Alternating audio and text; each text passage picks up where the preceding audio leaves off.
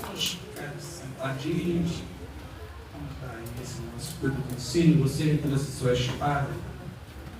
Você pode abrir Atos dos Apóstolos, capítulo 23 hoje, tá? 23 antigos. Hoje é uma quarta especial. Hoje nós estamos comemorando também o aniversário da nossa irmã Raquel, da Helfa. Também da minha irmã Lucilene, hoje é aniversário dela. Por isso que a mamãe está lá em casa. Eles também estão lá, ela está dando pensão na praia de Guarara agora lá. Estão todos lá também reunidos lá para cantar parabéns para a minha irmã mais velha. Faz no mesmo dia que a irmã Raquel. E nós estamos aqui nessa noite também para agradecer pela vida das nossas irmãs. Amém? Queremos agradecer, viu, irmão? Hoje a palavra é gratidão para a irmã Raquel, a Helfa, essa casa, esse lar que tem perto desse lugar, para a gente fazer a obra do Senhor. Glória a Deus. Sabemos que tudo que Deus faz é bom para a nossa vida. Deus está sempre conosco nos momentos mais difíceis e sempre cuidando de nós. E aprove a nós estarmos aqui nesse lar abençoado para fazermos juntos a obra do Senhor. Glória a Deus. Quero que você ore por esse lar, por essa casa, por essa família. Deus, meus amados irmãos, o tempo está em construção. Peço suas orações que nós vamos agora retornar à obra lá. A partir do dia 17, que completa mais de 30 dias da laje, lá já está bem amadurecida para que nós possamos retornar a fazer a obra. Tá? Nós vamos passar agora para uma nova etapa ali na construção do templo, que é tirar todas as madeiras que estão ali que sustentam a laje. Depois que tirar, nós vamos fazer o piso e rebocar a igreja em nome de Jesus, tá bom? Então peço suas orações. Quem sabe ano que vem, numa época dessa, a gente já não está lá no templo. Mas está tudo dentro da vontade do Senhor. Por isso que nós temos aqui essa noite com a nossa irmã, agradecendo pela vida dela, por esse lar, de ter aberto esse lugar. Não é fácil estar aqui, não é fácil para ela, até mesmo porque ela está trabalhando agora. Mas nós estamos aqui. Quero agradecer a todos os irmãos que apoiam ela aqui, não somente da igreja, as pessoas que chegam aqui, que às vezes a cadeira já está arrumada, já está adiantada aqui para nós. E só temos que agradecer, viu, irmã? Obrigado por tudo. Nós estamos aqui. Nós não somos perfeitos, mas a gente está aqui para se ajudar e fazer a obra junto do Senhor. E Deus venha recompensar a vida de vocês. Vou deixar aqui um salmo que eu gosto muito, antes de nós ministrar na palavra do Senhor para as nossas irmãs. É o Salmo 16. O salmo que eu amo muito, esse salmo, vou deixar aqui para as nossas irmãs. O seu aniversário. Domingo a gente vai tentar trazer um bolinho para as nossas irmãs, para cantar com os nossos irmãos o parabéns para elas no domingo, aqueles que não puderem estar aqui. Até falei com o pastor Fred hoje lá na Ceasa, ele estava almoçando por lá, ia sair para fazer entrega, coitado. Acho que embora dessa ele deve estar acabando a rota dele. A palavra do Senhor diz assim, no versículo 3: quanto aos fiéis que há na terra, eles é que são os notáveis, nos quais tenho todo o meu prazer. Versículo 4: muitos serão os sofrimentos dos que deixam o Senhor e buscam outros deuses. Eu não tomarei parte no seu sacrifício de sangue, e nos meus lábios sequer mencionarão os seus nomes. No versículo 5, onde eu quero chegar: Senhor, Tu és a minha parte na herança, e o meu cálice, és Tu que garantes o meu futuro. Amém? Fiquem com essa palavra, que Deus venha abençoar essas duas irmãs, que Deus venha abençoar essa família. Amém? O Senhor é a nossa herança, Ele é tudo para nós. Nós estamos aqui hoje porque a sua graça nos alcançou. A sua misericórdia, o seu plano de salvação para a nossa casa e para a nossa família. Fechamos os nossos olhos. Maravilhoso Deus, te agradecemos, meu Pai, pela vida de cada um que está aqui, aqueles que puderam escolher nessa noite aqui, para não somente para o aniversário, mas principalmente para o culto de ensino nessa noite, Pai. Somos gratos a Ti pela vida de cada um. Abençoa esse culto, que possamos sair alimentados na Tua palavra espiritualmente e também materialmente, meu Pai, depois do culto. Muito obrigado, que Deus venha prosperar a a cada um de nós. Eu te peço e te agradeço em nome do Senhor Jesus. Amém. Querido, o versículo 23 que vamos estudar nessa quarta-feira, os nossos irmãos da live na internet, sejam todos bem-vindos. Os irmãos estavam perguntando, pastor, cadê o culto de quarta-feira lá no TikTok? Eu falei, rapaz, eu gravei, mas não saiu bacana. Não pegou, irmão, o culto de quarta-feira, viu? Os irmãos já estão acostumados lá na live toda quarta, muitas pessoas são alcançadas através do TikTok, do Kawaii, aí no Facebook. Eu estava olhando ali no Facebook, nós temos mais de 5.000 seguidores, só no Facebook. No Instagram, lá no Kawaii, tem mais de 2.000 no meu Kawaii seguidores. As pessoas me cobram até live direto para me fazer. Eu falo, calma, eu não tenho tempo, só quando eu montar o meu escritório que eu vou fazer o vídeo de las lives, outros dias que não tiverem culto. É tudo no tempo de Deus, né, querido? É assim que a gente faz. Então, só 23 hoje, tá? A gente fez do versículo 1 em diante. Vamos começar o 23 hoje, Atos 23, vai falar sobre Paulo e o Sinédrio. Assim como Jesus passou por várias autoridades, Paulo também vai passar. Paulo aqui está no pior momento do seu ministério, entre aspas, porque para ele não olhava com esse ângulo de sofrimento, de perseguição. Para ele tudo era lucro, tudo era fazer parte da vontade do Senhor. Mas a gente sabe que para ser cristão, fazer a obra do Senhor, a gente enfrenta muita perseguição, muita aflição, muito sofrimento. E aqui os próprios irmãos dele, pessoas ali que cresceram com ele na faculdade de Gamaliel, que estudaram com ele, as pessoas que conheciam ele, mas por causa de Jesus, tudo é por causa de Jesus. Porque ele é um fariseu, ele conhecia tudo ali da lei, fazia a vontade dos sacerdotes, agora ele está contra tudo isso. E as pessoas, Paulo tenta explicar, no versículo 22 que a gente estudou, que ele contou o testemunho, que Deus chamou ele, que teve um encontro maravilhoso com ele, ali no capítulo 9, na história de Damasco, que Deus mudou a sua vida. Ele contou o testemunho muito detalhadamente no capítulo 22, mas mesmo assim, as pessoas, a maioria, não receberam o seu testemunho. Então a gente aprendeu no culto passado que nem todos vão receber o nosso testemunho, que nem todos vão crer naquilo que a gente crê. Mas o segredo do capítulo 22, Paulo vai ainda continuar esse discurso agora para o Sinédrio, é não desistir daquilo que a gente acredita, não desistir da fé, não desistir da esperança, porque é isso que nos move. É isso que nos move para estarmos junto ao Senhor. No versículo 1 diz assim, Paulo, olhando atentamente para o Sinédrio, declarou, caros compatriotas, continuando o discurso agora diante do Sinédrio, até o dia de hoje, tenho cumprido o meu dever perante Deus. Isso aí a gente tem que ter, viu, irmão? Meu dever perante Deus de toda boa consciência. Então, cada servo do Senhor que está aqui, assim como a gente cumpre o nosso dever na nossa casa, na nossa família, no nosso trabalho, na obra do Senhor nós temos que cumprir também. É disso que Paulo está falando. Apesar de tudo que está acontecendo, mas eu estou cumprindo o meu chamado diante do Senhor. Eu cheguei hoje de novo, tarde hoje, mas eu estou aqui, porque eu estou cumprindo o ministério que Deus colocou para mim no nome. Eu sempre chego antes. Olha, o missionário nunca ia comigo. Eu falo, olha, eu te arrumo, porque se tu não tiver, tu vai andando, por causa da obra. Eu tenho que estar aqui antes das 7 para ligar tudo, preparar tudo para os nossos irmãos, para fazer o culto para vocês. Então o que é isso? É dever, é cumprimento, é responsabilidade com a obra do Senhor. Olha, até o dia de hoje tenho cumprido o meu dever perante Deus, porque Deus está vendo tudo que tu está fazendo para Ele. Eu estava conversando com a missionária que as coisas que a gente faz para Deus, tu não faz para o pastor. Tu não faz para a missionária, você não faz para a Liane, você não faz para o Mundinho. Não, você faz para Deus, porque a obra é do Senhor, não é do homem. Se você for fazer para o pastor, ele não vou lá.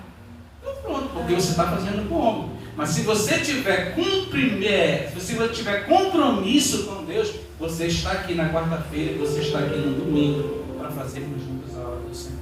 Porque você trabalha para Deus. É isso que o cristão tem que ter na mente dele, que ele não trabalha com o homem, porque o homem falha com você. Você falha comigo, eu falho com você, mas Deus não. Com Deus nós devemos cumprir o nosso chamado e o nosso dever com toda boa consciência, porque tu tem que ter consciência daquilo que tu faz para Deus. A tua mente tem que estar limpa. Meu irmão, não vai empurrar para fazer as coisas para Deus que Deus não recebe. Quanto mais você fazer com excelência, com vontade, com aquilo no teu coração, é isso que Deus quer, um coração contrito e responsável para fazer a sua obra. Deus se agrada muito e abençoa muito a nossa vida quando a gente tem essa consciência que nós trabalhamos para o Senhor e não para o homem. Amém? No versículo 12 ele diz assim: entretanto o sumo sacerdote Ananias deu ordem aos que estavam próximo de Paulo para que lhe esbofeteassem na boca. Olha que ele está aqui contando testemunho. Só que aqui é um choque cultural e de religião muito grande, porque o judaísmo, o judeu se acha exclusivista. E agora Paulo está falando que Jesus Cristo é o Messias. Paulo crê na ressurreição. Paulo crê que existem anjos. Os saduceus já não creem. A maioria aqui do Sinédrio, que é composta de 71 anciãos, a maioria é dividida entre fariseus, escola dos fariseus, e escola dos saduceus.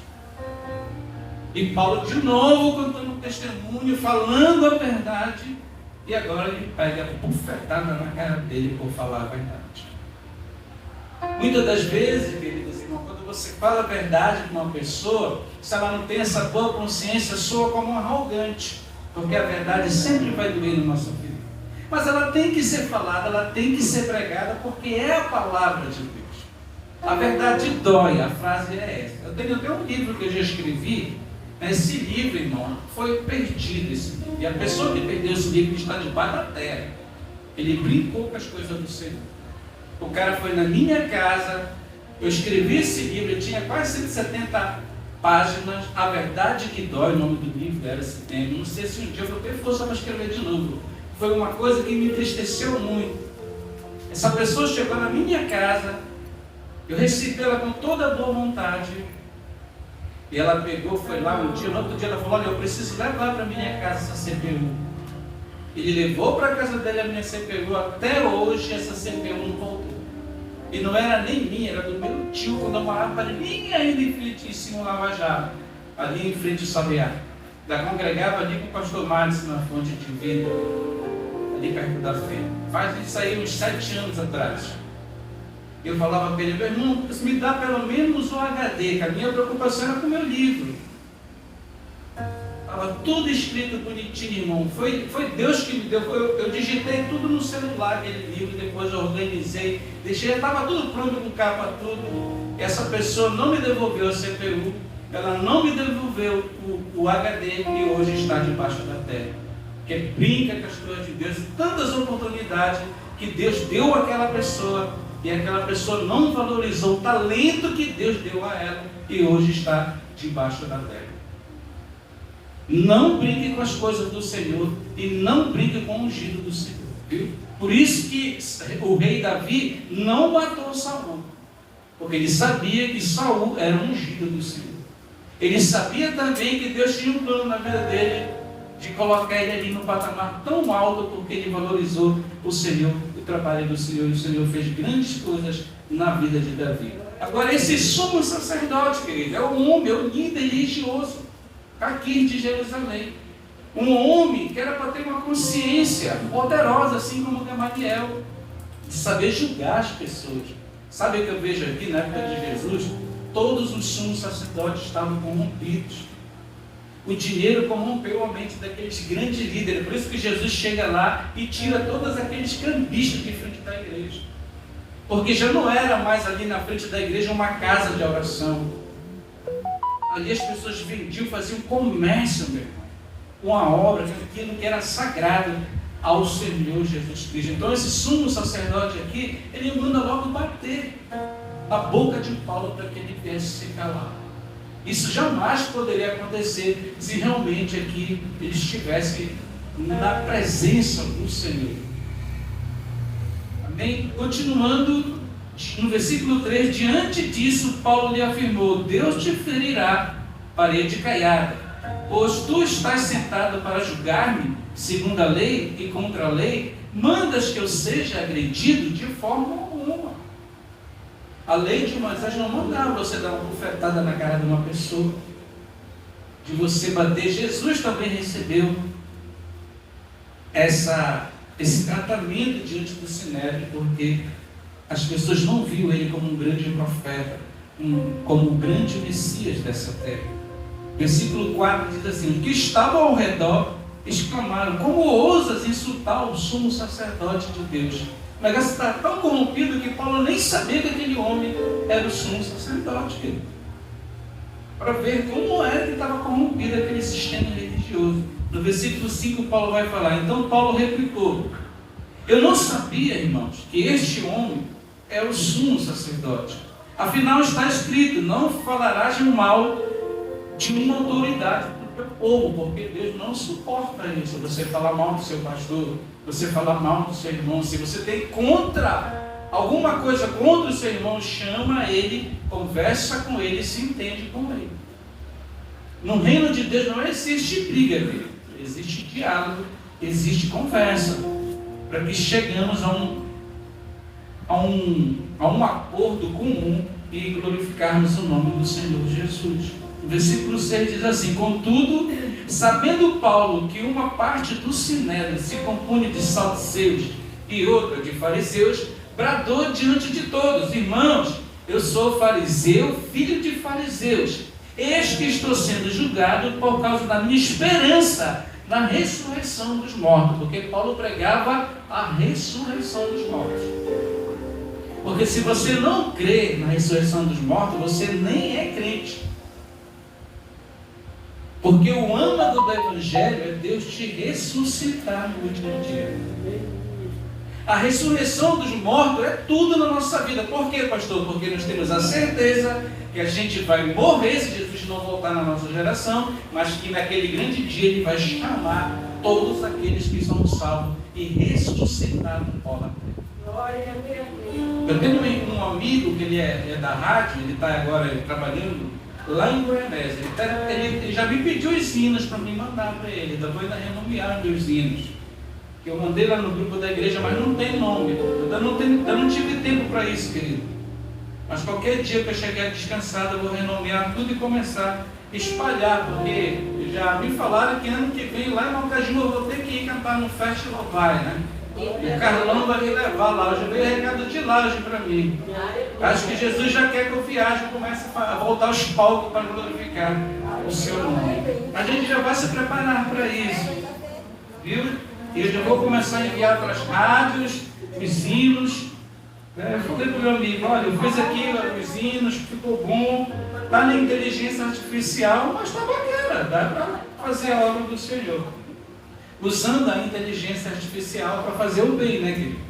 Se você faz o bem, ela é um instrumento poderoso hoje para você estudar, para você trabalhar, para fazer tudo. Ela te dá tudo no nome.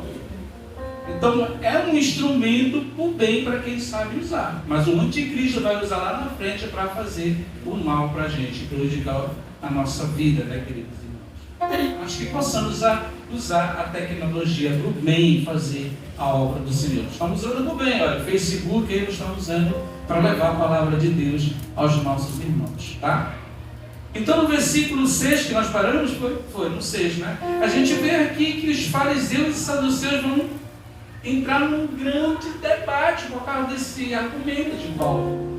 Versículo 7 diz assim: ao proferir essas palavras, estabeleceu-se uma violenta polêmica entre fariseus e saduceus, e a assembleia ficou dividida, porque os saduceus não criam nessas coisas, eles são nem anjos, já os fariseus sim.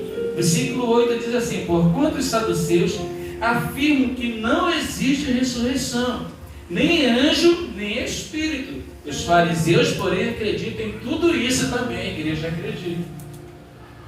Você acredita que existe anjo, querido? Estamos sim aí. Você acredita? Se a Bíblia diz que tem, que os anjos já acampam ao redor daqueles que temem ao Senhor. Aos anjos que nos protegem, que nos dá livramento. Cada um de nós, a Bíblia diz que tem o seu anjo guarda. É Ele que, oh meu Deus, tanto livramento que Deus me dá nesse trânsito, querido, porque desde as 5 horas da manhã até 1 hora da tarde eu fico no trânsito. Às vezes, quando eu não coloco lá uma mensagem, é porque não tenho tempo, querido, nem de colocar às vezes no grupo. Hoje eu tive um tempinho e mandei uma mensagem lá para minha irmã, no grupo do aniversário dela. Porque a nossa vida é corrida, mas a gente tem que também fazer a parte espiritual, cuidar da parte espiritual e deixar a mensagem lá. Eu boto 4h30 da manhã, selada lá no grupo da igreja, as mensagens. Por que eu boto cedo? Porque quando eu saio, irmão, eu não tenho tempo mais para voltar e Deus tem me guardado demais nesse trânsito. Porque hoje é tanta moto que quando tu olha o cara já passou, na tua frente, tu nem vê o cara. Hoje eu ia bater no cara que ele se meteu na frente e eu tirei, sabe? É o anjo que guarda a gente, porque a gente não vê o cara. É Deus que dá livramento. É complicado, irmão.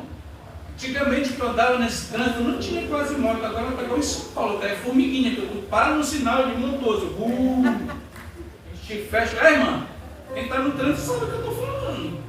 É muita moto, porque a moto é o instrumento mais barato, a gasolina está cara. Mas é o mais perigoso também. Quando o cara cai, ele se arrebenta todo, ele morre. Por isso que eu não gosto de morte. Então, no versículo 9, voltando aqui para o mistério, houve então muita discussão e gritaria perante aquele sinédrio. Tem um ancião discutindo sobre o caso de Paulo. Alguns mestres da lei, que eram fariseus, se levantaram e começaram a esbravejar. Não encontramos neste homem mal algum. Quem pode garantir que não foi mesmo o Espírito ou o anjo que falou com Paulo? O Espírito Santo, né, que fala com a gente no nosso ouvido. Sabe aquela voz que tu ouve no teu ouvido? É o Espírito Santo. Não faz isso, vai por aqui, vai por ali. Quem é sensível ao Espírito, ele guia, ele fala ao nosso coração. Não somente a nossa consciência, que nós temos do certo e do errado, desde quando, do começo do mundo, ali com Adão e Eva, você tem isso dentro de você. A consciência, isso está até na vida do ímpio. O ímpio não sabe o que é certo e o que é errado. Isso é a consciência que ele trouxe do casal. Mas o crente não, o crente é diferente porque ele tem o poder de Deus, que é o paracleta, que está dentro dele. E quando tu está sensível ao Espírito, ele te diz, não faz. Não, vai lá, vai, faz. Isso vem na coisa que tu tem que estar. Aquilo fala contigo, querido, é o Espírito Santo de Deus. Você lembra ali de Samuel, que Deus falava com ele? Ele pensava que era o sacerdote Eli. Era Deus que estava falando, mas ele não tinha intimidade com Deus, aquela coisa com Deus, intimidade profunda. Ele pensava que era o sacerdote Eli, era Deus que falava ao ouvido dele, ao coração dele. Aí quando ele foi lá umas 3 vezes com ele, ele falou, rapaz, é o Senhor que está falando contigo, é profeta. Aí que ele foi entender os mistérios de Deus, porque é o Espírito Santo que fala com a gente. Amém? Então, o crente ele acredita no Espírito, ele acredita em anjo, ele acredita na ressurreição, que é o âmago do Evangelho. O Evangelho pregado por aí hoje é o Evangelho que puxa só para o lado da bênção. Esquece de falar da salvação, esquece de falar da ressurreição, porque é isso que importa para Deus. O que importa para Deus é que naquele grande dia você esteja com Ele. A minha cunhada chegou aqui e falou, olha pastor, agora você está aqui na frente. Ela gosta, ela acha que no dia do arrebatamento da igreja ela quer ser uma das primeiras, né, cunhada? Mas isso aí é bonito, querido, de ver a pessoa falar, viu? Essa aqui é a minha cunhada, ela está aqui visitando. Hoje ela parou lá em casa, acho que ela foi respirar um pouco, né? Eles estão lá em casa, passeando, o Daniel, cadê o Daniel? O Daniel está aqui, ó. O Daniel, tu não levaram o Daniel no cinema, eu prometi que ia levar a cabeça, nem levei ele, já foi? Tá certo. Que bom que levaram o Daniel lá. Prometi levar ele, eu não tive tempo. Eu não saí nem com a minha mulher. Ela fala, tu anda comigo, eu chego já para dormir já.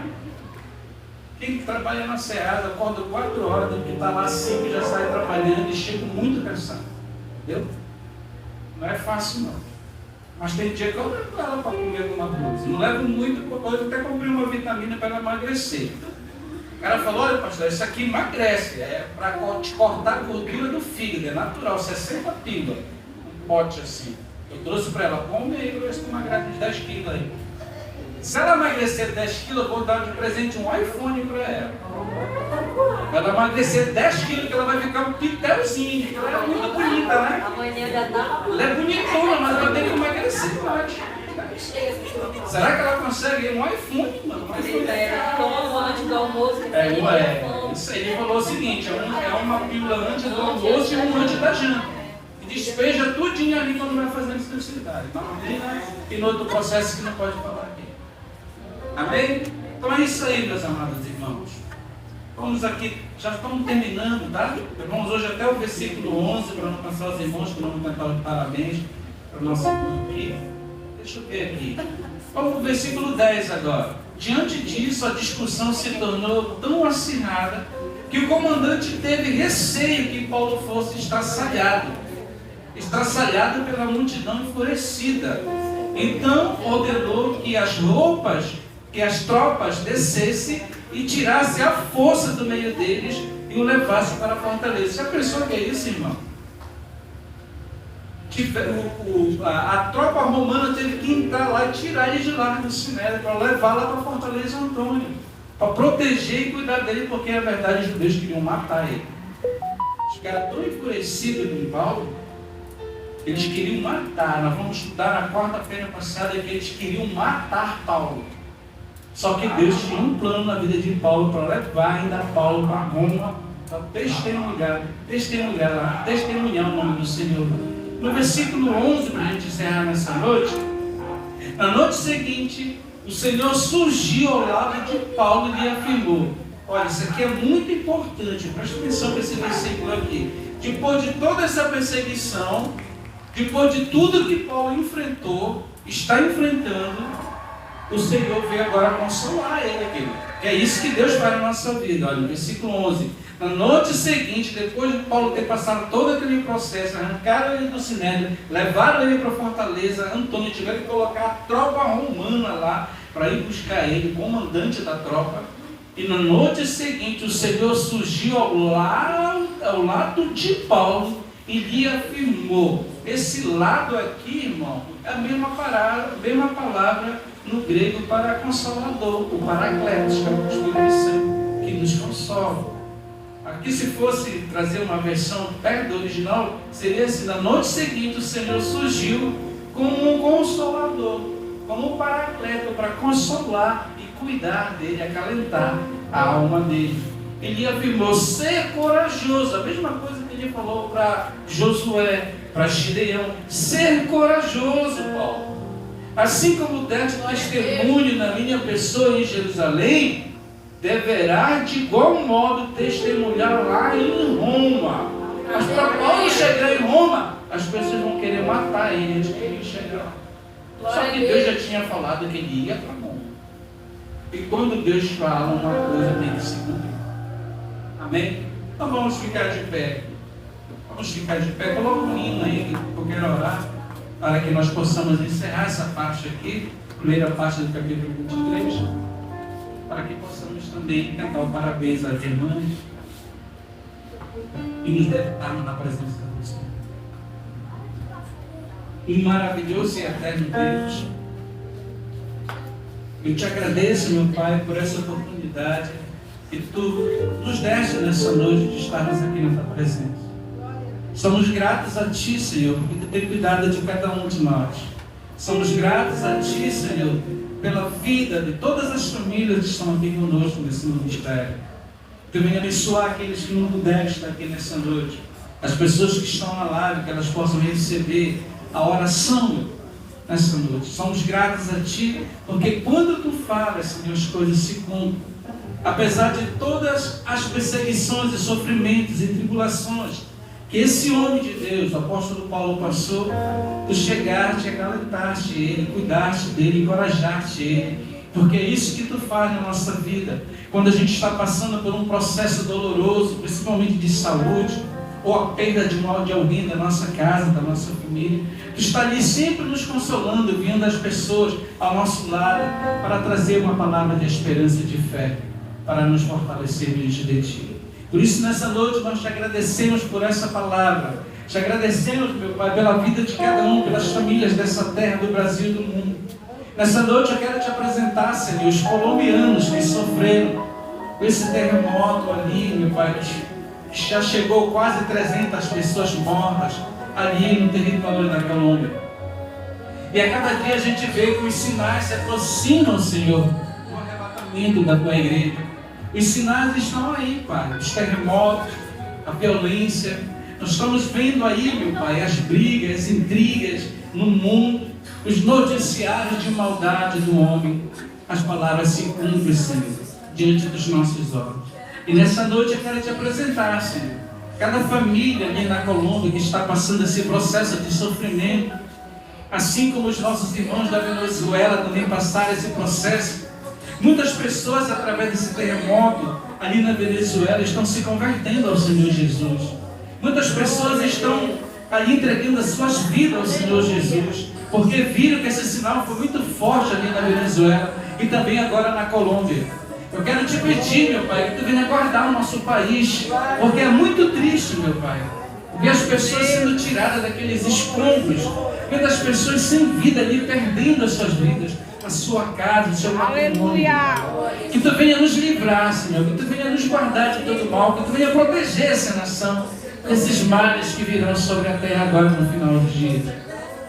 Tu venha guardar, Senhor, os nossos irmãos. Te apresento os presidiários, drogados, os viciados nessa noite. Eu te apresento aqueles que não te conhecem, Pai. Eu te apresento nessa noite aqueles que estão clamando por uma cura, por uma oportunidade, pela salvação da sua casa, da sua família, dos seus filhos nessa noite. Te apresentamos nossos filhos, meu Pai, a nossa parentela nessa noite. Te apresentamos, meu Pai, os nossos propósitos, as nossas petições diante de Ti nessa noite. Por isso, nessa noite, nós exaltamos o Teu nome. Nessa noite, nós glorificamos o Teu nome, Senhor, em meio às lutas, em meio às provações, mas Tu tem cuidado de cada um de nós, meu Pai.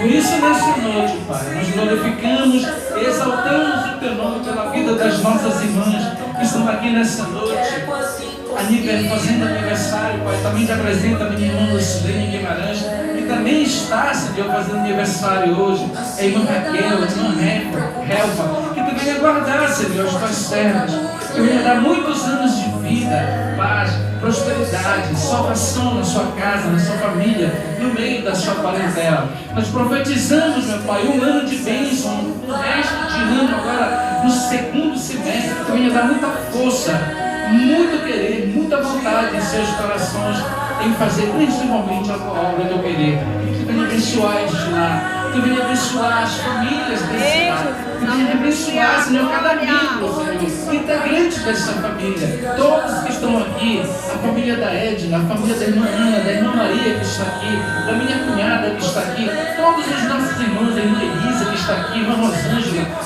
todo mundo que está aqui nessa noite, Nicolas, meu Pai, que está aqui, a família do Nicolas, a família de todos que estão aqui nessa noite, do Jonathan, meu Pai, todos que estão aqui nessa noite, nós te apresentamos. Te apresentamos nessa noite aqueles que não têm o que comer, aqueles que estão aí morando debaixo de um viaduto, aqueles que estão no mundo do crime, das drogas. Nós te apresentamos também, para que tu venha alcançar através das redes sociais a vida dessas pessoas que estão na live, que curtem, Senhor, o ministério, adoração e graça, com palavra, com louvores, abençoada para a edificação da tua igreja nessa terra. Que tu venha, Senhor, prosperar a nossa vida espiritual e material sempre, e que nunca venha nos faltar o pão de cada dia. Por isso, nessa noite, Pai, nós te exaltamos. Por isso, nessa noite, nós glorificamos o Teu nome, porque Tu tens cuidado de cada um de nós. A honra, a glória, a majestade, meu Pai, pertence a Ti. Todo louvor, toda a gratidão pertence a Ti nessa noite. Somos gratos a Ti, Senhor, pela vida, pela esperança que nos cerca, que é a Tua palavra, a palavra que liberta, que salva, que cura e que batiza com o Espírito Santo da verdade. Somos gratos a Ti, na graça de nosso Deus e Salvador Jesus Cristo, o amor de Deus, nosso Pai, a comunhão com o Espírito Santo seja com todos, e não somente hoje, mas para todos sempre. Amém, amém. Bate palma para Jesus, te alegra na presença do Senhor.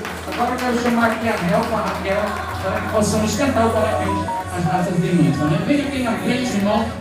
Pode desligar lá. Então vamos cantar o parabéns das nossas irmãs, tá? Fica aqui na frente do púlpito mesmo. Vem, Emília, aqui cantar o parabéns, que eu vou tocar no violão, vai ser ao vivo, tá? Depois a gente come. A Emília já está comendo. Vem, Emília, primeiro cantar o parabéns.